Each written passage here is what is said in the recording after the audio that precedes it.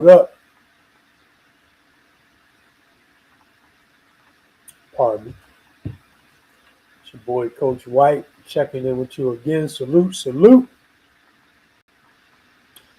This is another exciting lesson. Coach class with Coach. This is week 26. Facebook salute. YouTube salute. Let me let TikTok in the room. Bear with me 1 second. TikTok, what up? What up? How y'all doing? Thanks for checking in, even if you check in for a little bit. And I'm finding that I'm running over time. I try to condense this to 30 minutes. So we're going to get right into the announcements. All right. First things first, let's talk about the YouTube channels. The gallery that tells your story. I'm going to share my screen. Where am I? Okay. I'm sharing my screen. Give you guys a glimpse of that channel so you can check it out. And so that you can know what it looks like when you see it. Here we go. So I'm just going to peruse through a little bit. We have some shows on here that were aired on Love Radio Network. Shout out to Dr. Dean, my main Apple Scrap. All right, so just giving you guys a glimpse of what you can look forward to when you go to that page, that channel, sorry, on YouTube. All right, so that's the gallery that tells your story. Now, I'm building my own channel. Not that the gallery is not my own, but what I am going to do is start to make that particular channel specific to events that I host, and all of the other content will be here. All right. So check it out when you get a chance. Got a little bit of content on here, shorts and things of that nature. Also, there's a QR code right here that will gain you access to my calendar. I am accepting new members. My brother and I are accepting new members into our coach programs. If you want to embark upon this journey of self-improvement, if you have unresolved conflicts, or if life is kicking your tail and you need someone to help you to solve some problems, then we are your guys. But check out the channel, Darrell White on YouTube. Poke around a little bit.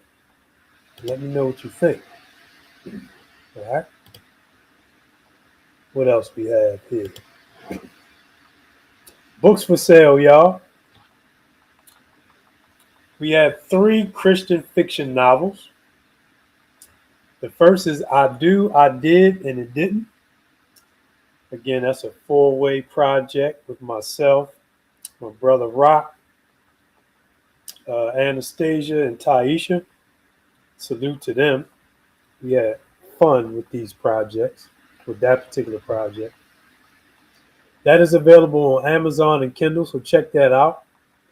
Also, 50 Shades of She, my wife's really dope poetic novel depicting her experiences with domestic violence in the past. And it's amazing, man. Y'all got to check it out. How, she was able to escape with her pen those pretty significant trials, tribulations, and during that season, in that season of her life. So check that out, man. 50 Shades of She. And then we have Aiden's Journey, which is 2 Christian fiction novels with Aiden. is the main character. You have The Invisible Marriage, and you have Forsaking All Others, Aiden and Nicole. And rubbing my hands together because my next book will be out really soon. Really, really, really soon. It's called Intersections. Working on the book cover now. Got the editors putting eyes on it. So be on the lookout for that. That is another four-way project with myself, my wife, my stepson. Shout out to 50.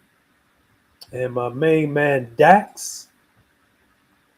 It's going to be really, really nice, man. So be on the lookout for that. We also have t-shirts for sale. Self-love over self-destruction. I'm getting ready to order some more of those. So let me know if you're interested in promoting that message. Send me a DM. We have Bible study with Coach every Sunday from 12 to 1 p.m. Eastern Standard Time, where we are walking through the book of Hebrews. We are on chapter 9, and we are about to start verse 15, which is probably going to take us 2 or 3 weeks, maybe 3 or 4 weeks to navigate through. Just that one verse. All right. We are on this journey, this spiritual life journey, to know what the Bible means by what it says so that we know how to walk by faith and not by sight. All right. And then also tonight and every Wednesday, we have Coach Class with Coach from 8 to 8:30 Eastern Standard Time. And yeah, we're about to get into this tonight. TikTok salute. I see it jumping. Appreciate you guys chiming in, even if it's for a moment. Let's get into this, man. I'm eager and excited to jump in. So let me close that screen. Let me let Brody in. What's up, bro? What's up, Jackie? How you feeling? I'm good, bro. I'm about to hit my camera off. I'm doing something real quick, but yeah, I'm great. I'm grateful you already know. Good, man. Another day to evolve. You sound excellent, brother. Nice. Appreciate it, bro. I got a friend of mine should be try to get into. You see somebody else? Bree? Yeah, you see 3. Oh, it's 3 people try to get in? That's what's 3 total. Me, you, and her. Oh, Yeah, sure. Nice. Thank you for checking in, sis. How you feeling? Let me turn y'all up, though. Let me turn your volumes all the way up. Thank I you don't for see calling. I don't see the other screen. That's why. Only see me and your screen. Well, what I can do is I can do this. Oh, all right. Oh, she in here. All right. Yeah, okay. She in the building. Yes, I'm excited. No problem. Yeah. Okay. Let's jump right into this here first, shall we? All right, I'm gonna minimize y'all for a minute. On the screen. Let's go over the quote of the day, which will take us to the article of the day. And I would put this under the category of self-awareness today. And here's the quote. TikTok, you ready? If you ready, say you ready. The quote is, if you're offended by my boundaries, then you're probably one of the reasons I need them. If you're offended by my boundaries, then you're probably one of the reasons I need them. In my coach class on Tuesday morning to afternoon, I had a sister say, well, I really don't have boundaries when it comes to my family. But the irony is she has most of her challenges with her family. So I said, we need to explore that a little more. So let me read it one more time for the people in the back.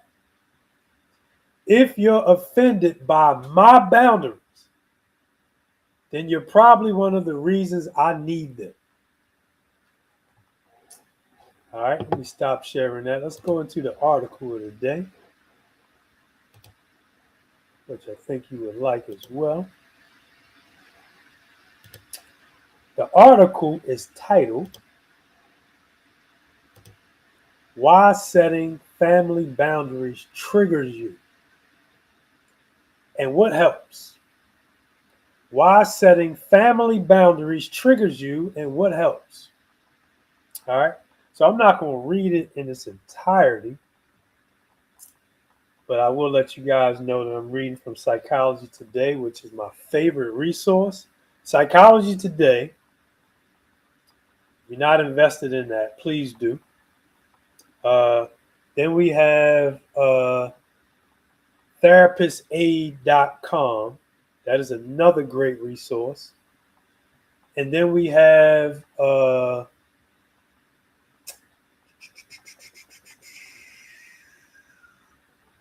the other one escapes me offhand, but when it comes back to mind, I'm gonna shoot it out there. These are very, very, very good resources. All right. Almost anything that you could ever experience and any activity, exercise associated with those experiences can be, you could do your homework with any of those resources, just about.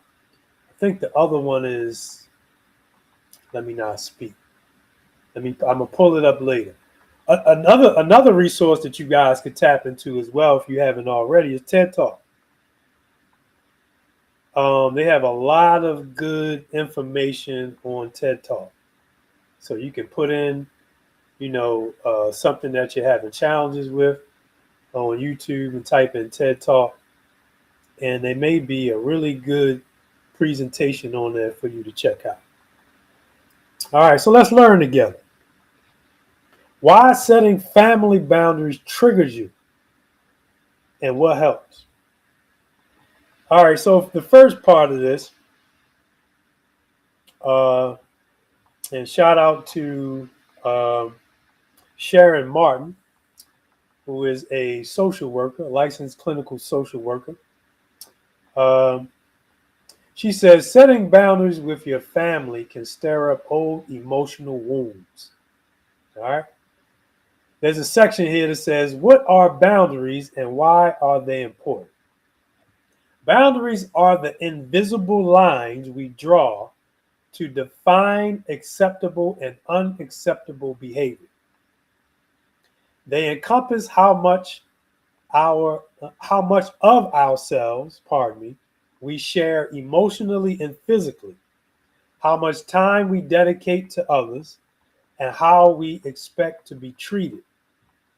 Very important. Healthy boundaries create a safe space for us to thrive. They allow us to maintain our sense of self, build trust, and foster healthy, fulfilling relationships. All right. Then she gets into why setting boundaries with family can be triggering. Here's a key piece in the article. And some of these are obvious, but we need to explore this. Emotional triggers are natural reminders of past trauma. Emotional triggers are natural reminders of past trauma.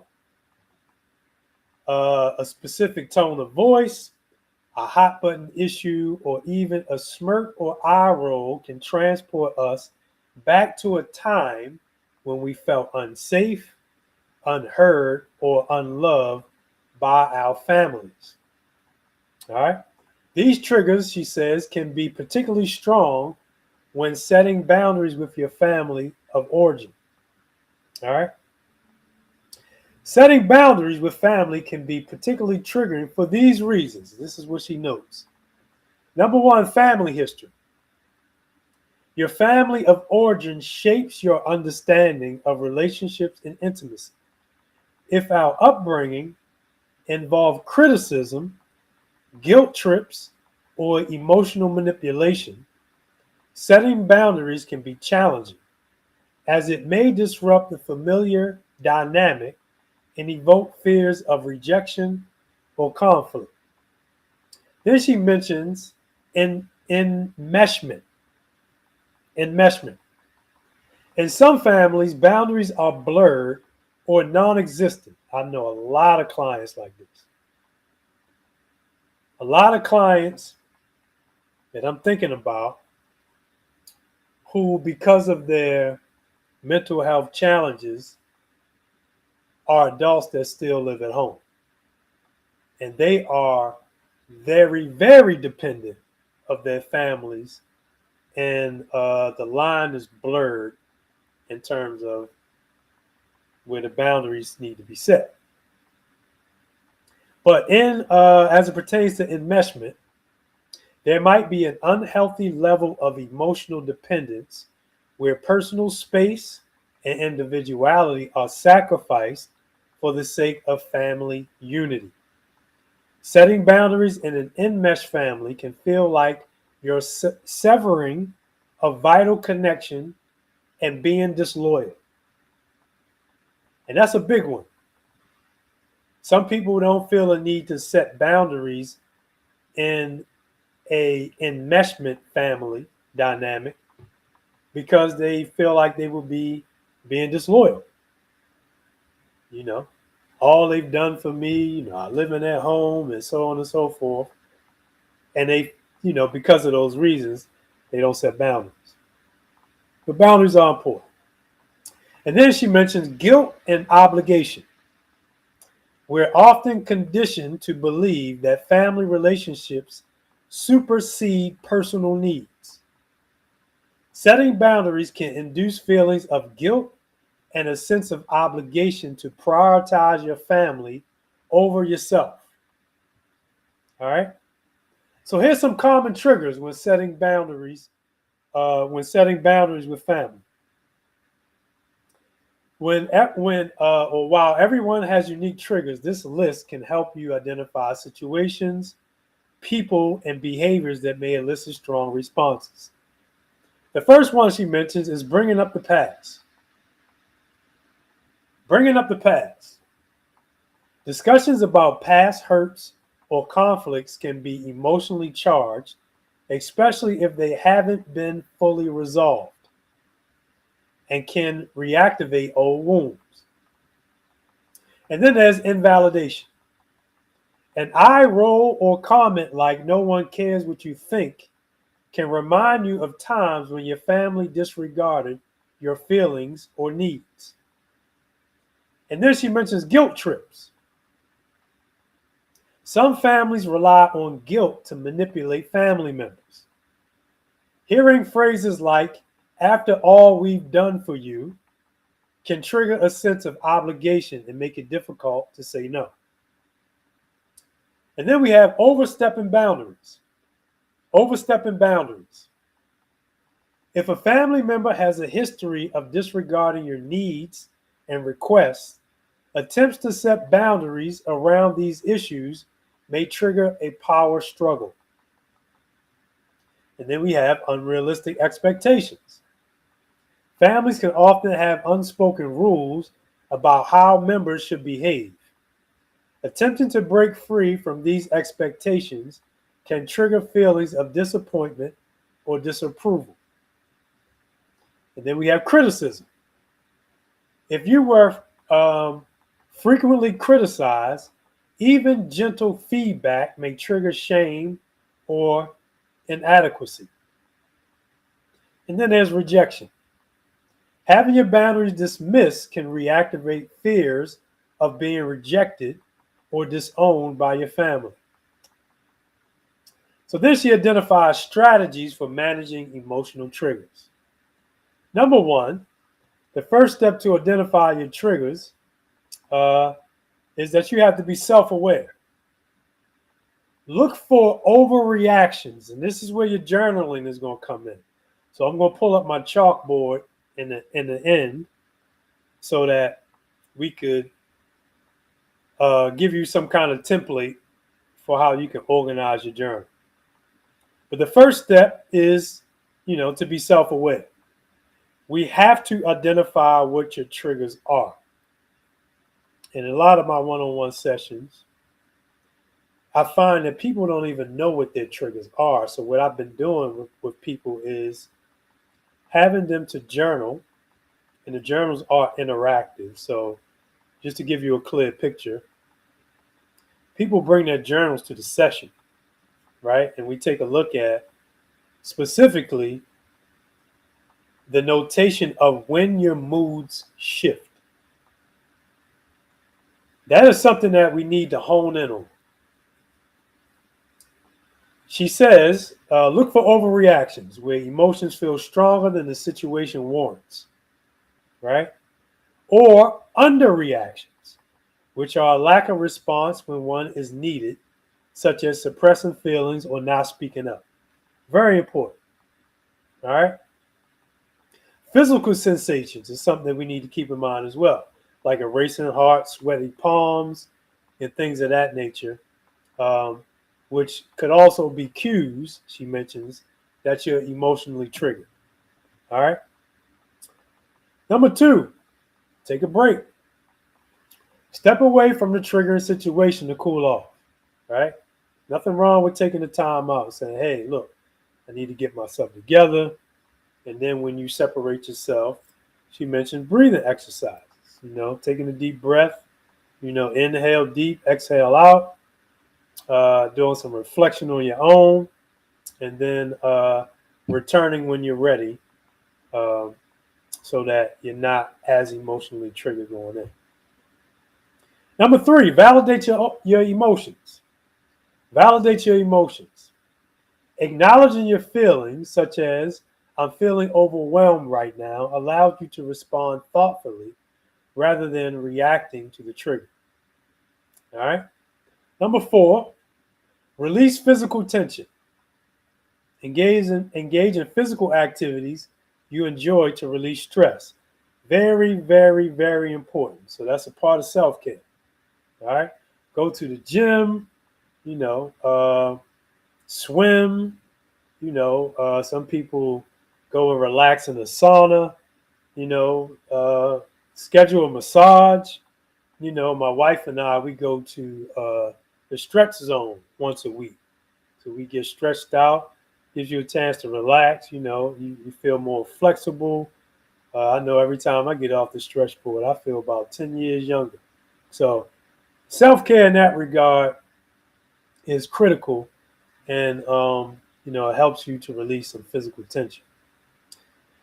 And then lean on your support system, and really evaluate your support system. So coaches like myself, Coach Jamar, we can serve as your support system, your therapist, any of your mental health providers or professionals, people in your family that you can count on, people with an objective voice, right?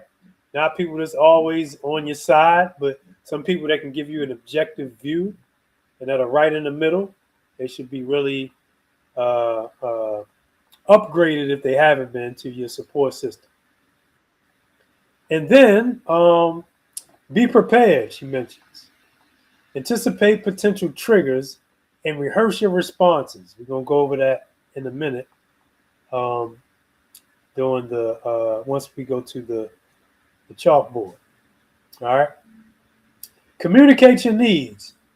Clear, direct communication can help reduce conflict. You got to be very clear about what your boundaries are and what you need from people. So I'll give you this little tidbit. I had a client that was in session yesterday, and he was very uncomfortable about having setting boundaries with his parents, because he lives in their home for the time being, and it is a cultural thing for him. So he felt a little like, hey coach, well, I really don't know, rather it's going to hurt my parents' feelings, right? So one thing I encourage him to do is speak the truth, in love, right? And say, hey, you preface it by saying, hey, look, I know this is your home. However, when you do or not do, say or don't say X, Y, Z, it makes me feel, and then you express how you feel, right? And then there's the call to action. It makes me feel however it makes me feel. It makes me feel sad. It makes me feel anxious. It really stresses me out. And I'm asking you, can you refrain from doing that for me? And you're asking them a direct question, because sometimes we get into explaining how we feel, but we don't follow it up with a question so that they know what we need from them moving forward. All right. So it's clear. It's imperative that we are clear on what our expectations are. So then she says, set realistic expectations. Change takes time, especially in long-standing family dynamics. Don't expect immediate acceptance or agreement. All right. So just hang in there, be consistent. This is a process, not a light switch. All right. Because people been the way they are, especially family, especially our elders. They've been stuck in a certain way for a long time. So don't expect it to change right away. You're going to have to continue to reinstate your boundaries. And then be kind to yourself. Setting boundaries is challenging and setbacks are normal. She says, celebrate your successes, learn from your experiences, and give yourself compassion. All right. Let me see. Bodie got bumped out. Let me let him in real quick. All right. Let me share my chalkboard real quick before we get out of here. All right. Let me peek real quick. Sure. Okay. We're good. All right. So takeaways. Couple takeaways today. And I changed the way these things were worded because in your journal, you want to make things personal. This is about you. In the most important relationship that you'll have ever outside of your relationship with God is your relationship with you. So when you're journaling, and this is sort of a template here, you got to make it personal. So the first takeaway is that I noticed my boundaries are the invisible lines that I draw to define acceptable or unacceptable behavior. They being boundaries, how much of myself I share emotionally and physically, how much time I dedicate to others, and how I expect to be treated. All right? My emotional triggers are natural reminders of my past trauma. Identifying situations, people, and behaviors that elicit strong responses. That's why it's important to identify emotional triggers. Learning to manage my triggers will help me set more effective boundaries and feel less stress. All right? So if you're following this template, here's your journal entry. When do I overreact? I want you to take note of the times when you overreact and be real with yourself. Be real with yourself. And then you're going to notate, where are my emotions strongest than the situation warrants? These are situations where you may experience intense anger, you may experience shame, etc., etc. All right? Then you want to notate, when do I underreact?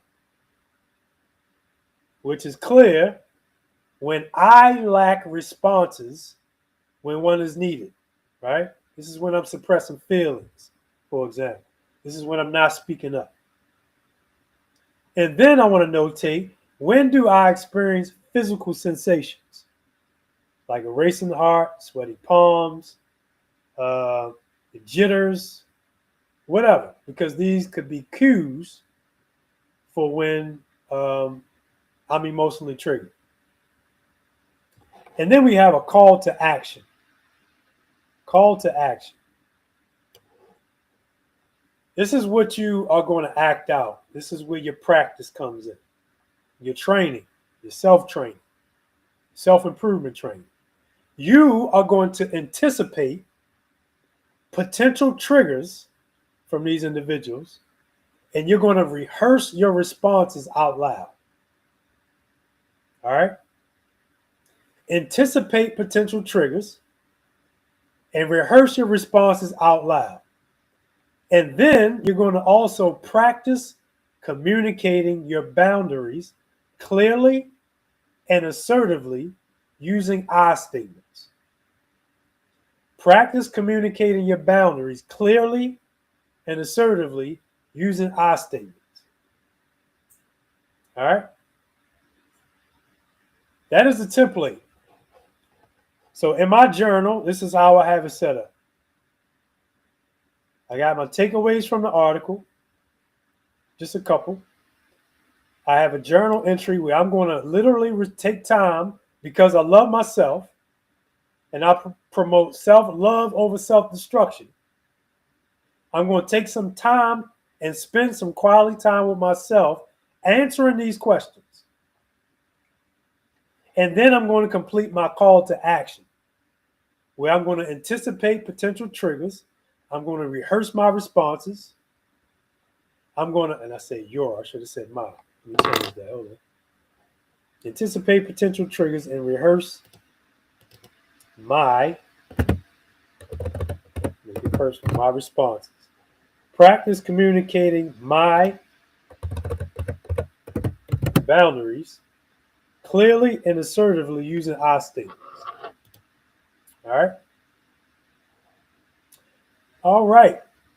It is 8:28. This is where I stop sharing and check in with my beloved co-host.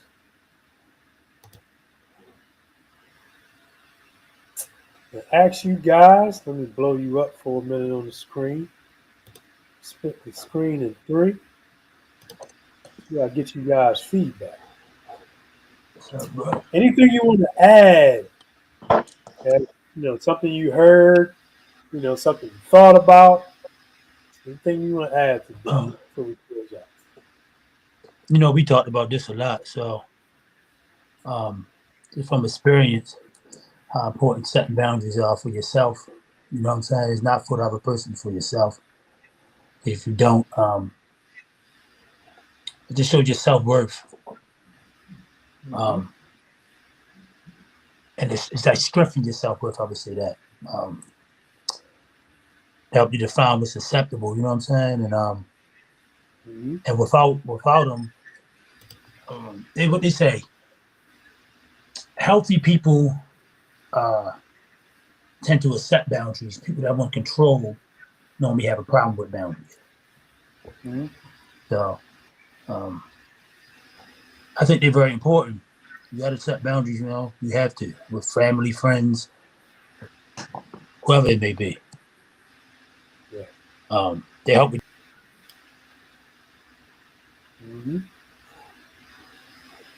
That's true. Very, very important. You still there, Brody? Turn your volume up.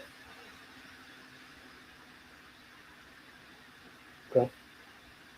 All right, cool enough. Sis, you want to add anything? Anything you want to share on the subject?